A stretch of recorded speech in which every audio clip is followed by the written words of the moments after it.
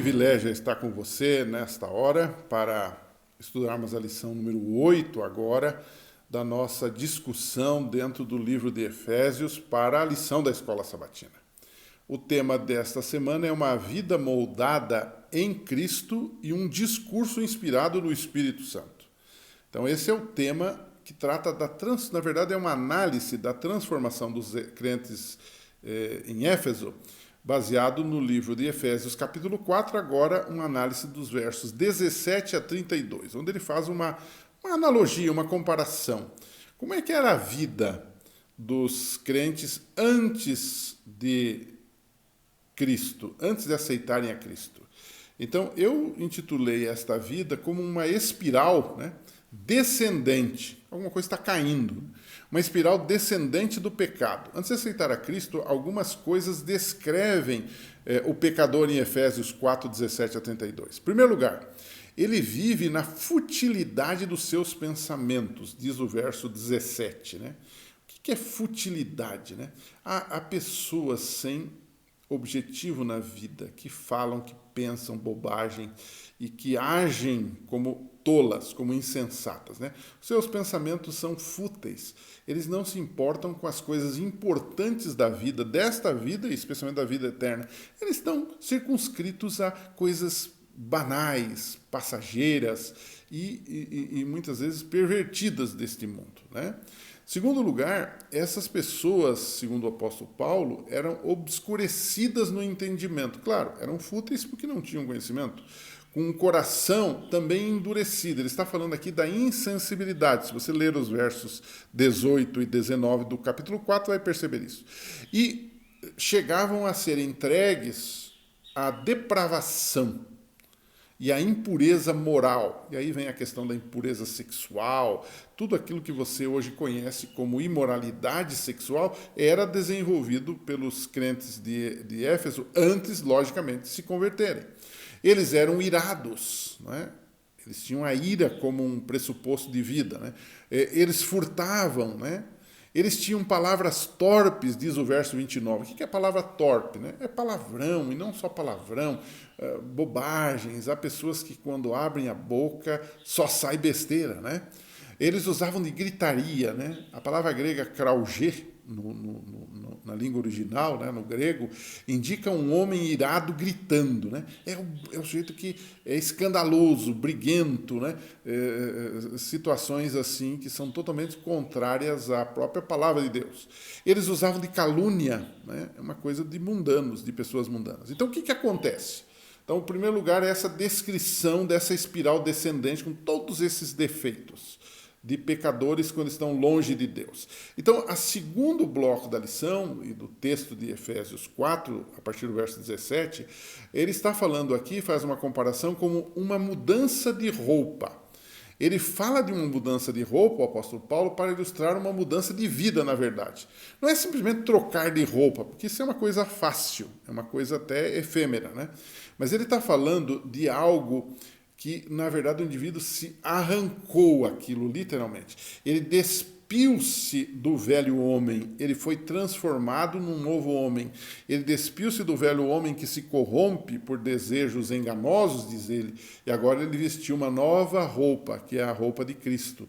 Essa mudança de roupa é um processo triplo. Em primeiro lugar, você tem que deixar de lado, afastar-se do antigo modo de vida.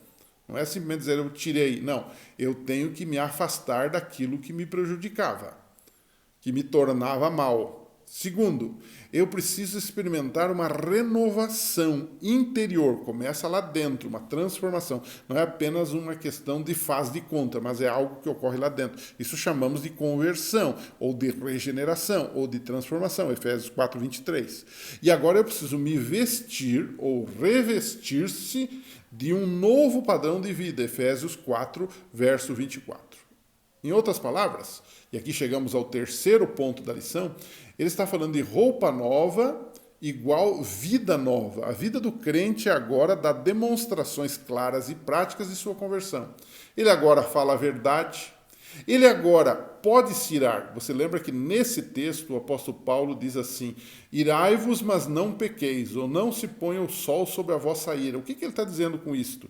Que todo ser humano normal pode ter um momento de raiva, de ira, porque nós somos pecadores. Agora, o que ele está dizendo é que você não deve dar vazão a isto.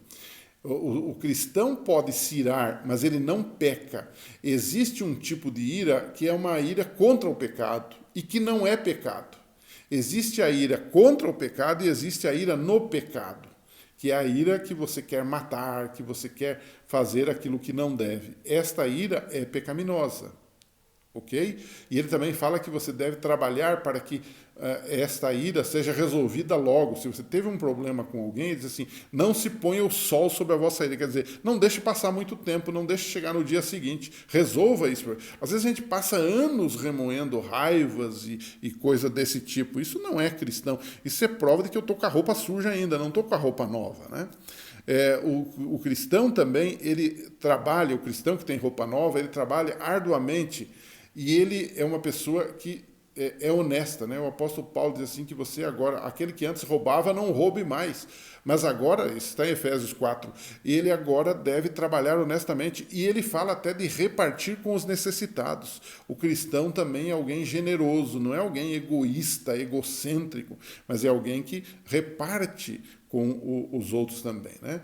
Então, a conclusão que nós chegamos dessa sessão de Efésios 4, né, de roupa nova, no sentido de nova vida, é que Paulo faz uma advertência, né? E ele então dá alguns conselhos no final da sua pregação, né, a esses irmãos. Vocês que têm uma vida nova, ele dá um conselho muito importante, assim, não entristeçam o Espírito Santo de Deus com o qual vocês foram selados para o dia da redenção. Nós já estudamos um pouquinho sobre essa questão do selamento do Espírito Santo, mas o que ele está dizendo aqui é que muitas vezes o Espírito Santo trabalha conosco e nós vamos sistematicamente rejeitando. Isto é entristecer o Espírito Santo, né?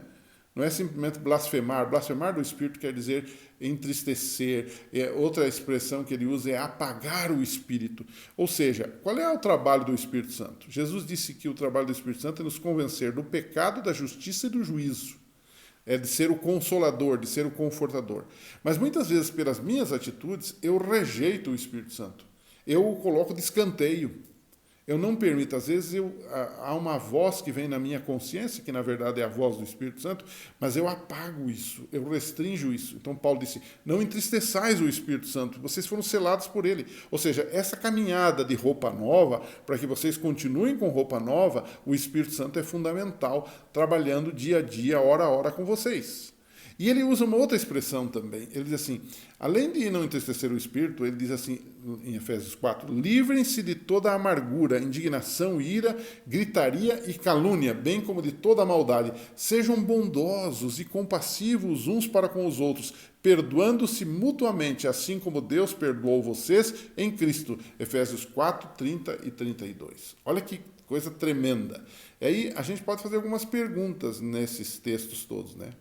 A primeira é o que é entristecer o Espírito de Deus, nós já falamos sobre isso. E a segunda é como o conselho de Paulo, em Efésios 4, 31 a 32, nos ajuda numa coisa muito importante, nos relacionamentos, seja em família, seja no trabalho, seja na sociedade em geral, seja na igreja, especialmente. Olha a expressão que ele usa, livrem-se de toda a amargura. Quantos relacionamentos são desfeitos por causa que cultivamos a amargura, a raiva, o ressentimento, o ódio, né? A indignação.